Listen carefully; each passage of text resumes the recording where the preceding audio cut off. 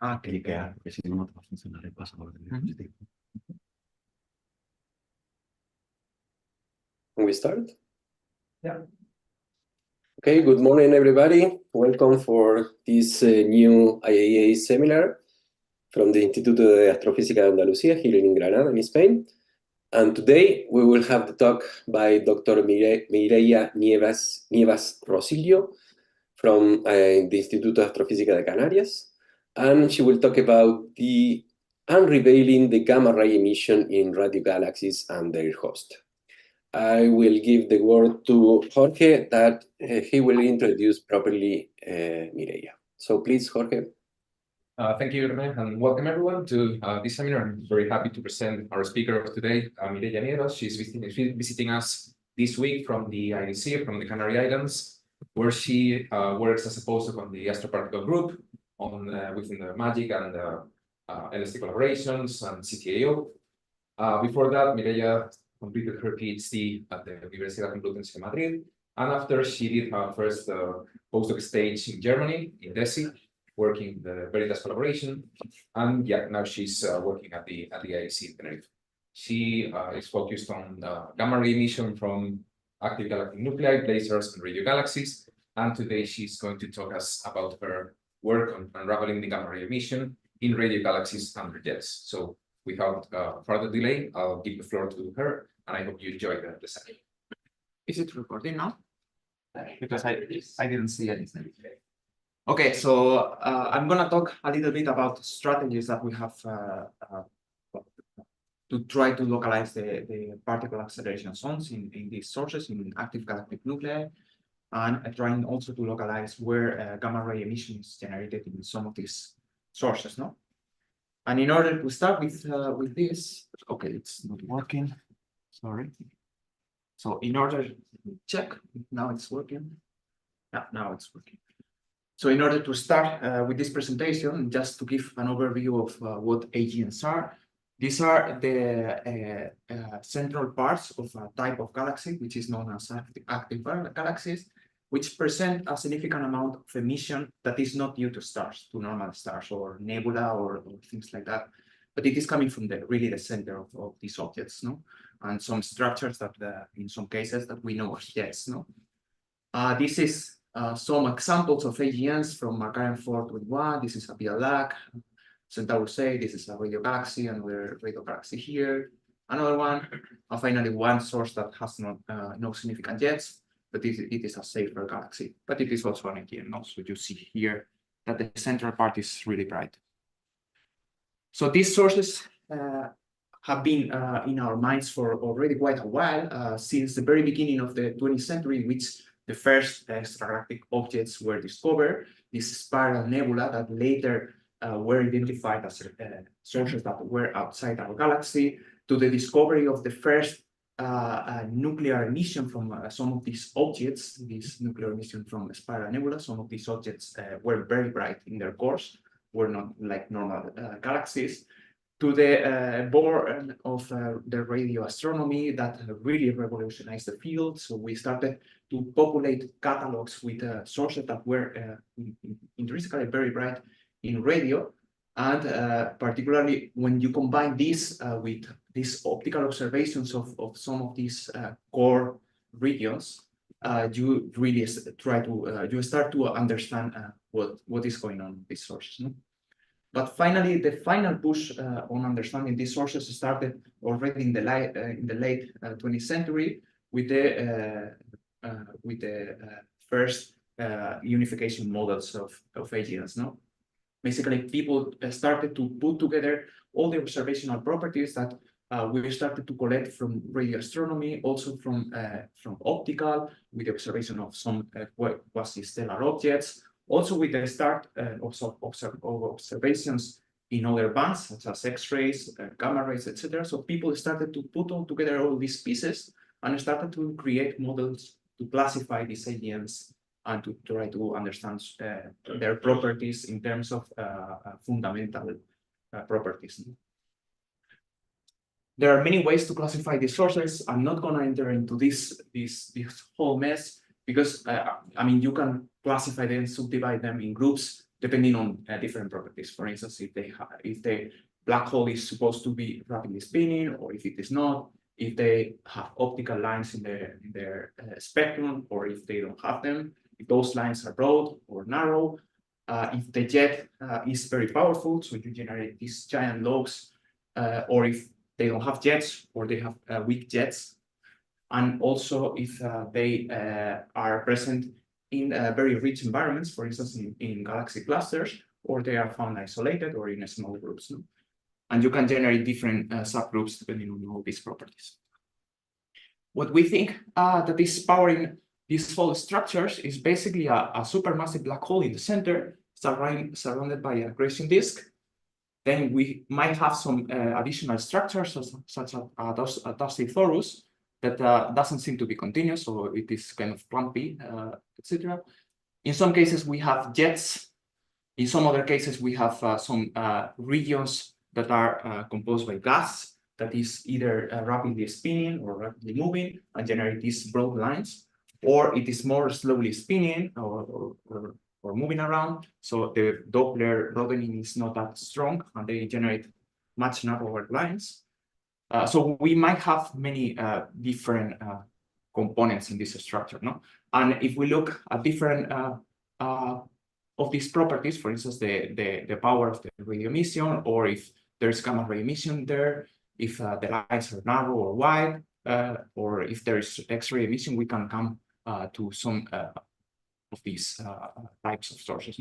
So this is kind of one of the last iterations of one of these unification models. You can have you can have a look at this work by Jessica Thorne in 2022, and this is kind of one of the latest pictures of these GN unification models. No?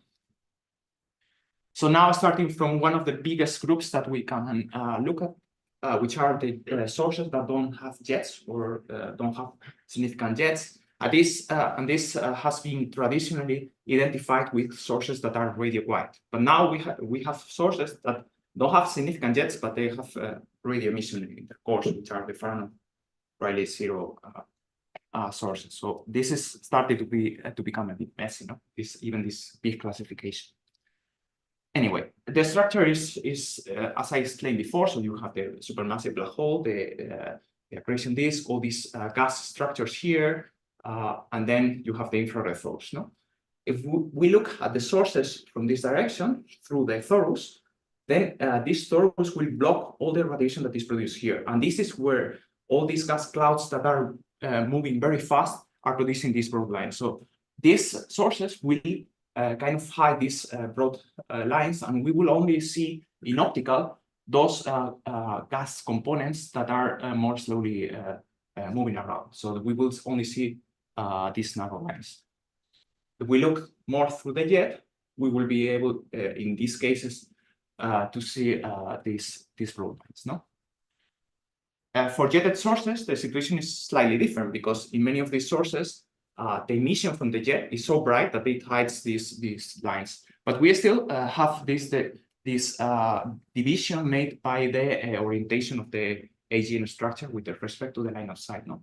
So if we looked kind of through the plane or at high inclination with respect to the jet, what we will see is typically a radio-galaxy, no? One of these sources with giant lobes or some significant jets. Then if we looked at intermediate angles, we will see some intermediate properties between those from radio-galaxies and those from pure blazars. And finally, if we looked almost through the jet, what we will see is basically the jet emission really amplified by Doppler boosting. This Doppler boosting is so significant that in many of these sources, when we, for instance, compare these jetted sources with the radio-wide AGNs in these later sources, what we will see is all the thermal components from the dusty torus. We can see the disk, the accretion disk. We can see some X-ray components such as hot corona, etc. But in jetted sources, this becomes subdominant with respect to the jet emission in many cases. And sometimes all we see is just a component that is signing from basically radio to the optical X-ray band, which we understand as synchrotron emission from some population of electrons that are living in the jet, and then a higher energy component that we are still not sure what is the nature of this one. It would be inverse contour scattering from the electrons that are also producing the synchrotron with some optical radiation field that could be the same synchrotron emission or some external field, for instance, from the dusty torus or from the broadline region, or also some hadronic emission components can also generate this, can also explain this high energy emission. No? For instance, proton synchrotron interactions of protons with matter, with yeah.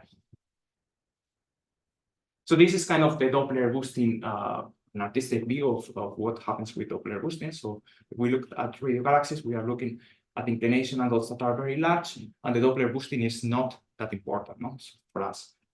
This makes these sources only visible for gamma-ray instruments if they are close by, because we don't have that amplification to help us to see the sources. However, if we look at blazars, you have this huge lighthouse effect in which the source, the jet, is really pointing towards you. So this jet emission becomes so dominant that you can see the sources up to redshift of about 1 or even more in gamma rays. I already said it, but AGNs are one of the most abundant gamma ray sources. In fact, if you looked at the most successful instrument in this band, which is probably Fermilab, you looked at the catalog of sources that Fermilab has observed, probably more than half of these 5,000, 6,000 sources that gamma ray has seen are AGNs. No? This is the last iteration. This Fermilab is a per production instrument that has been working already for 14 years, and it is covering this energy range from around 50 MeVs to around 1 TeV. No? It has many good properties that make it an excellent instrument to study AGNs. In particular, it is working in survey mode, so it is sweeping all the sky in just about 3 hours. So we can do things such as surveys that don't have holes in the sky, so we can study the entire sky. We can check the variability if the sources are bright enough, because it is continuously observing the entire sky. And we can also try to study giant structures. For instance, in our own galaxy, there seem to be some possible remnant of past AGN activity. It's not very clear the nature, but it's known as the Fermi bubbles. But it resembles somehow the giant lobes of a radio galaxy. So we can do the like extended studies. It has a problem, however, because the spectrum of most of the sources, when you looked at the gamma ray band, it drops almost like a power law with some breaks and some discontinuities, but it really drops a lot with energy. No? So when you looked at energies above, let's say, 100 GeVs or 1 TeV, the density of these photons that you collect from Fermilab, it is so low that you will need to integrate a very long time. No? Typically around 1 year, even 10 years, if you looked at very extreme energies. No? So this instrument is not good enough, no, to do this study. And the solution that people came with was to, instead of using an instrument that you launch to a space that is limited by the possibilities of the carriers, to these spacecrafts, what you do instead is to use the atmosphere as a giant calorimeter that has a lot of instrumented surface. No? What you will see in these cases will be the development of Cherenkov showers when one of these particles, in this case a gamma ray, hits the atmosphere and starts producing a cascade of secondary particles that they are traveling at higher speed than the speed of light in that medium, and they produce this Cherenkov light. No? And these telescopes, what they have basically is very fast cameras that take these very brief pulses, and they observe something like this. This will be a Cherenkov shower, and by checking the shape of these showers, they can not only identify where the gamma ray is coming from, but also its energy, because higher showers mean higher energy of the particle, and also its nature. No? Typically, gamma rays are very well shaped as ellipses, but hadronic components, such as, for instance, a proton or a nuclei, they leave quite messy showers in the camera. So we can do all these things with Cherenkov telescopes. These are some examples of instruments that use this imaging Cherenkov technique. We have MAGIC in Palma, Veritas in Arizona, HES in Namibia, and also LST, which is kind of the new generation of ICTs, the first telescope of this Cherenkov telescope array, also working in Palma, next to the MAGIC telescopes. Another possibility, but I'm not going to enter a lot in detail, is to use extended arrays of detectors. For instance, LASSO, which is a hybrid that uses different techniques. You have here in the center some giant pools made of water, and you basically study the Cherenkov emission that is produced inside the water instead of the atmosphere, and then some extended array of detectors there that cover giant areas of 1 square kilometers. You have HAWK, for instance, in Mexico, which basically has these water tanks. The principle is the same thing. So one of the particles hits produces the Cherenkov, the extended air shower, and then the Cherenkov emission is produced inside the tank. No, these kind of detectors have some advantages in terms of being able to work even if the weather is not good. No, so these ones will need an excellent sky, very transparent, etc. And as soon as you start having clouds and things like that, you can also observe the entire shower. No, but in these ones, you are not that affected by this, so they have a much higher working time. No? But the sensitivity and for instance, the angular resolution or the energy resolution is much poorer. This is the last, probably an updated view of the catalog of very high energy sources that are extragalactic that we have. No, it is available as stepcut, and this is a compendium of sources that are, as you can see, they are mainly blazars. This form more than half of the sources that we know. In total, we account for around 100 extragalactic sources. We have some radio-galaxies, so these will be also AGNs, but they are the jet is tilted, and we have other AGNs that might not be very well classified. Some starbursts, these are not AGNs, and some other sources. I think this is updated. GRBs, not these huge explosions in other galaxies. From this list, of particular importance for us will be flat spectrum radio quasars, as we will see, and radio-galaxies. And this is the list: flat spectrum radio quasars, and the list of radio-galaxies that we have seen so far. Yeah, but still the question remains, no? Where are particles accelerated in these AGNs, and where is the gamma-ray emission produced, no?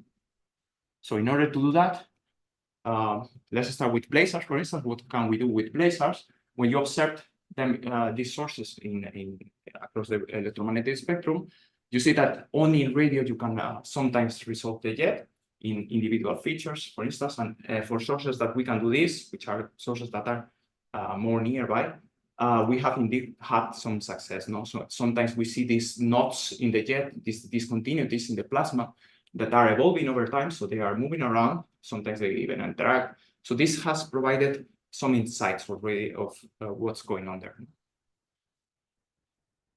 Here you have more examples. For instance, also when you change the frequency, you are serving different regions of the jet. Another example, fine. And also another possibility with these sources is to look at their multi-wavelength emission. No? So the idea is basically this. In the case of BLX, what you will have is a source that is almost naked, so it doesn't have this dusty thoros, for instance. It doesn't have bright emission lines. So if there is anything, it's only a little bit of gas, no, that is producing some narrow lines, but you don't have these large gas components, no. In these cases, we sometimes see correlation between different bands, the emission in different bands, and this is suggesting that all the emission is coming from a single region. Okay, so you already have some idea that at least you still cannot locate it inside the jet, but you at least know that most of the emission is coming from one region. This is not always the case. Sometimes some of the bands become correlated with others, but there are other bands that are uncorrelated completely. No? So for instance, here you see a lot of activity in very high energies. In X-ray, it seems to be more or less following the very high energy emission, but here in optical, it's basically flat. The polarization is not changing, and in radio, it's basically flat as well. No? So this is probably telling you that the very high energies and X-ray component, they're coming from some region, while the rest of the instruments are following different parts of the jet. No? So this is already interesting, but it is not telling us exactly where the emission is happening. No? The situation is a bit better with flat spectrum radio quasars because we have these additional components, but they are very important, as we will see. So the idea is the following. The very high energy emission happens somewhere inside the jet, but in order for the very high energy photons to escape, they need to be that far away so that they don't have huge interaction with all the optical and infrared light that is producing these components. No? If the region is very close by, the photons field here will be so bright, then there will be a lot of pair production here. So it will really extinguish the very high energy emission. No? And we will only see the lowest energies in Fermi. No? But in very high energies, we won't see anything. If suddenly, for some reason, the emission region moves outside this photon-rich environment, then it will become more transparent in very high energies, so we will start to see some signal. So now we have information that at least either we have an additional component that is being generated here and it's producing our radiation that we see in very high energies, or the component that we had before is kind of traveling or developing in some way, or it is crossing some region that makes it more transparent or in optical. So this is kind of the scenario, no? Here. If you are within this broadline region and within all these fields, the spectrum will be very soft here, while if you are here, you will have a much softer cut, no, in the spectrum. Radio-galaxies give us even more information. In these cases, they are closer, and also the jet is more tilted, so we are not so Doppler dominated, no? Doppler boosting dominated. So we can start to see other structures than the jet, no? In this case, for instance, this is the famous M87, and you start to see all these extended structures, no? So the outer lobes, this kind of halo. You have a cocoon here, if you start zooming in, and then you have the jet, no? And here you can start to resolve it. If you got higher and higher in frequency in radio, you start to go to inner regions until you get to the event horizon, no? This is that famous picture. This is what you see in radio, but it is not only in radio where you can resolve the jet, but also, for instance, in optical, you can see clearly the jet. Even with Hubble that has a very good angular resolution, you can start to see some structures. No? And some of these jets seem to be quite stationary, while others move around. No? And this is the current view of HST. No? For instance, in Hubble, there was this feature, this HST1, that was quite relevant, as we will see in a moment. But also in X-rays, you can even resolve this jet, no? Of this source. In very high energies, the situation is not that great because the PSF is comparable to the size of this outer cocoon, this outer halo. The resolution that we claim in very high energy instruments is around typically 5 arc minutes. It would be a bit better with CTA, but still it is comparable with this whole size, no? But what is more interesting of gamma rays is that they trace very well the variability of the sources, no? For instance, we can clearly distinguish where the flares are happening, and flares are telling you that something is going on in the jet, something is changing, no? So if you start to see what caused possibly the flares in 2005, in 2008, in 2010, you start to see the correlations with other bands. For instance, this component, this HST1, this feature, this not stationary knot, suddenly in X-rays, but also in optical, it became very bright. So this is really coming from this region. The core is not very bright here. While in 2008 and 2010, it became again bright in very high energies. When you compare it with, for instance, the HST1 feature, it is quiet here, but the core is suddenly bright, no? And this is also present in other wavelengths, no? Here. So this is telling you that these different flares are coming from different regions. So gamma ray emission can be produced at different parts of the jet of these sources. With EHT now, the situation is really good because we can really go in detail into the jet and really survey the same regions that we think are producing the gamma ray emission, which was not possible in the past. In the past, with lower resolution instruments, we were not always sure if the emission we were seeing was integrating also the external parts of the jet that are not thought to believed to cause the gamma ray emission, or if we were only integrating the interesting part. No? But now with EHT and high resolution interferometers, the situation is much better in that regard. And this is one of the latest works, this EHT multi-wavelength science paper that was published with the 2017 data. Another one is coming from for 2018 data very soon. Now there's a lot of work in the community, for instance, trying to extend these light curves of M87 to also studying not only the flares but also the intermediate and low states. And for instance, one of the nice things that we can see is that there seems to be some transition in the spectrum that we see in very high energies during different states. No, so when the source is becoming a bit brighter, the spectrum seems to change. No, and this is also telling you a little bit of the population of particles that are generating this. No. The electron spectrum and so. Not only M87, we have seen it in very high energies. We have seen other sources. For instance, this 3C264. This is kind of a twin of M87. It has many properties that are similar. For instance, it has stationary nodes, but also moving nodes. But it has also some differences. It is more distant, the source. It is also has a shorter jet. It has less knots, and the jet inclination seems to be smaller. And in fact, when you looked at the spectrum of this source, it has different properties, right? You notice here that the shape is not the same. No? M87 is kind of low frequency dominated, while 3C264 behaves more like a typical blazar. So perhaps this jet inclination is more relevant than we previously thought in the behavior of these kind of sources. This is a flare that Veritas detected some time ago, and you see here when you compare the images in I think this is probably a radio, or I don't even remember which one it was, or maybe even optical. But in this case, you see here that clearly this region is what is probably causing the outburst. No, this region in the inner parts of the jet.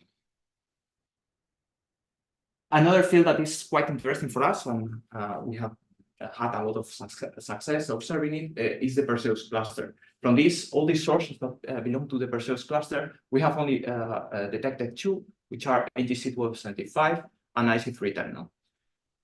These are precisely the two sources that are very bright in radio. So this is a work from one of your colleagues here.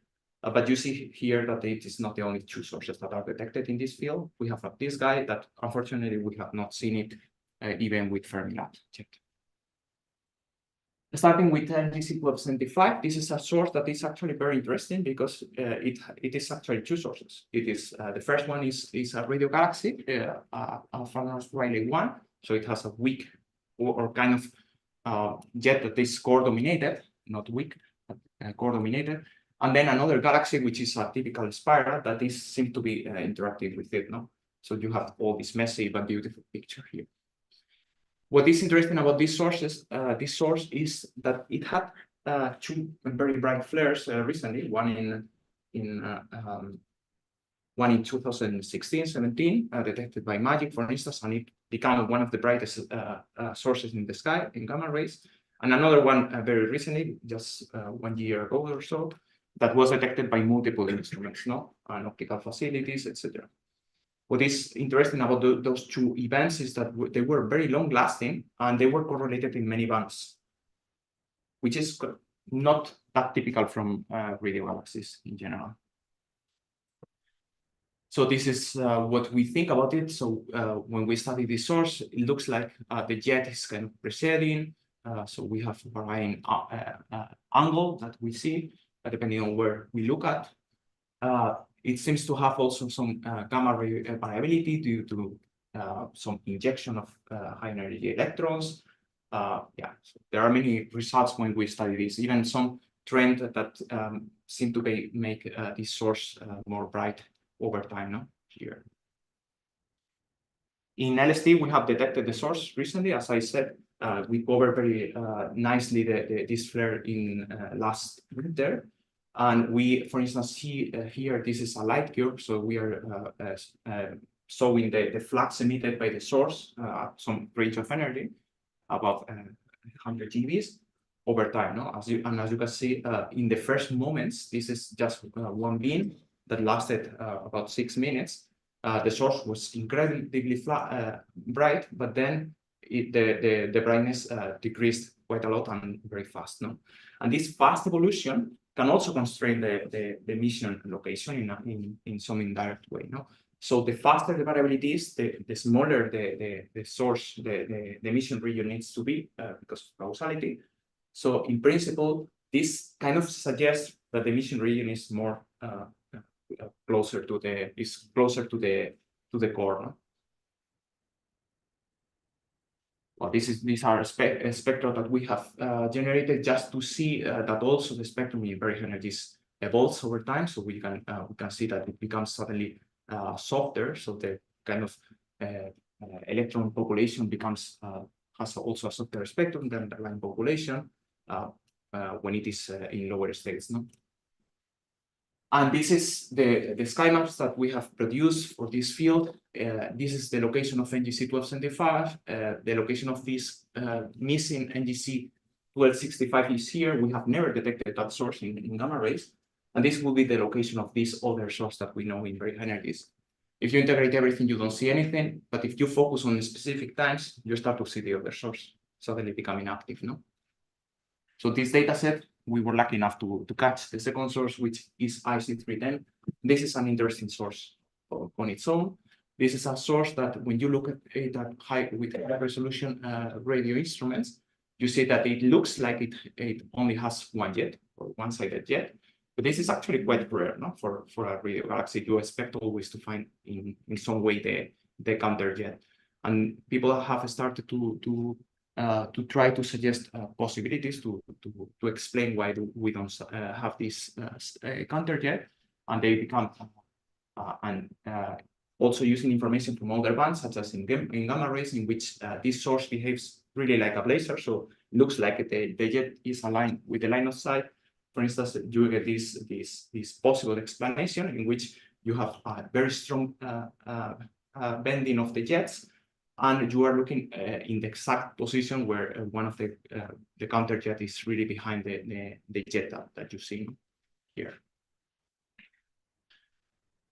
IC310 in gamma rays was very important as well because we observed record fast variability in the past. So in 2000, I think this was for 13 or 14, the data that we observed. And this source became really bright. So it was 5 times the graph, which is our kind of standard candle in very high energies. And the evolution time, so it was increasing and doubling the flux emitted in just a matter of few minutes. And this is really pointing to a very, very, very compact emission region. And if you start to apply the math to see where it could be located, it seemed to be produced really in the innermost part of the jet, almost in the near the black hole. So people started to interpret this data, for instance, in terms of a magnetosphere instead of a classical jet emission. No? They use, for instance, pulsars as an example, in which you have a magnetosphere. You might have gaps there that are accelerating the particles and producing the gamma ray radiation. So they started to interpret this as something similar. This is, again, what we see in LST. We didn't catch this first flare because, of course, the instrument was still not operating. But we caught this event here that we are still trying to study, no? Put in context of more broad multi-wavelength emission. And this is the spectrum that we see, just to give you some recent hot results. we have more sources now moving to the southern hemisphere, in which we have another two sources that we have observed. Let's start with the most interesting one, which is Centaurus A. This is a very, very nearby AGN. And this is a giant, really a giant galaxy that as we see it because of this very close distance. No, in radio it has a very, very complex structure. For instance, you see these giant lobes here, but when you look more to the inner jets, the situation changes completely. No, so at kiloparsec scale, it looks like it is only one-sided, and if you go to parsec scales, so parsec scales, you start to see the jet and counter jet. So the shape is completely changing here, no? So this is again another example of how messy and how complicated jets are, no? That at different scales, the viewing can change completely. In high energies and very high energies, the source is particularly interesting. So this object is huge for Cherenkov telescopes.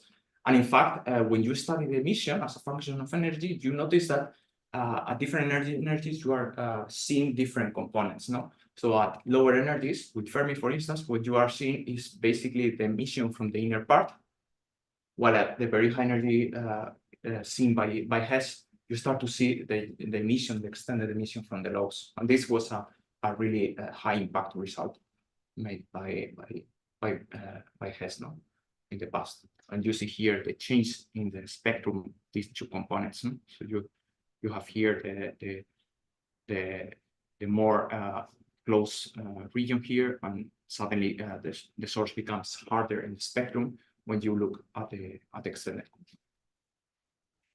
And finally, the last source that we have detected in this group is this PKS 0625. Unfortunately, we don't have that many details about this source. It's quite recent discovery, and it is way more complicated. The distance is much higher. Looks like it could be a twin of IC310 in the sense that it has some similar properties. Depending on the energy component, we are looking at a source that behaves as a blazar, so kind of jet-oriented toward us, while in other energy bands, it behaves more like a radio-galaxy itself. No?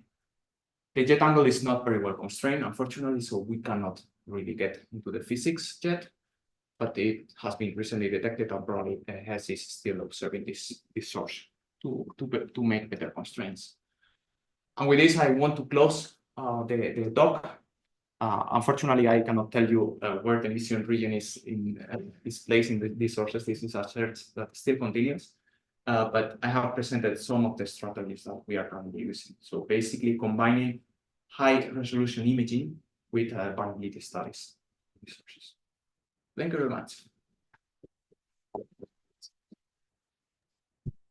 Thank you very much, Mireia, for the very interesting talk. So we have some time for questions. So if anyone wants to ask something to the speaker.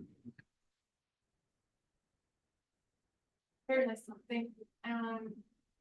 You said at the beginning that there was like something like 100 very high energy source ever detected. Is that correct? Extragalactic ones. Extragalactic one. And then from there you have like 5 or 6, or I don't remember, radio-galaxies. Yeah. So that's not a lot. So I guess with the CTA you're gonna have much more sensitivity, so you're gonna detect much more. No? So what are the numbers that? What's the future about that, basically? So one of the possibilities that we are working on is, for instance, suggesting clusters, observing clusters, because these sources are very often found in clusters. So they are not isolated like flat spectrum radio quasars that tend to be in smaller groups, but particularly these radio-galaxies tend to be found in these giant clusters. So looking at those clusters might give you additional sources. But of course, I mean, we don't know enough about the gamma ray emission. In some cases, it seems to be only present in some occasions. In NGC 1275, for instance, it is quite variable, and you often see the source. No, it's quite bright, and it behaves more like a typical blazar in the sense that it has often flares and so on. But other cases, for instance, IC310, you barely see it. You see it only when it flares, which, I mean, you cannot trigger those observations from other instruments very easily, because in other wavelengths, you might not see anything. changing there, you know. M87, for instance, even though it is very close by, it has been silent for already many years. So you basically have some hint of emission there in gamma rays, but it's very weak. Of course, with CTA, you will have a better sensitivity. So this kind of steady sources, you will be able to see a few more, perhaps. Or for instance, M87, you will be able to see the emission in shorter periods of time. But still, I mean, I'm not sure if there is a huge estimation of how many sources we will be able to detect. Also, because in the instrument that we use the most to make these predictions is Fermilab, and in Fermilab, you don't have even that many sources of this type. So because of the variability, you never know, so it's really hard to find them. Yeah, also because you cannot really constrain that well the emission because you don't have Fermi to say like, hey, I detect this source with this spectrum. So if you extrapolate it here, you can make some numbers of whether you will be able to detect it at even higher energies or not. Yeah. You don't know how these sources emit in general in the gamma ray band. So you often see them in radio. Sometimes they have powerful X-ray emissions, sometimes they don't. But that's pretty much it. So you don't know how this component evolves with energy.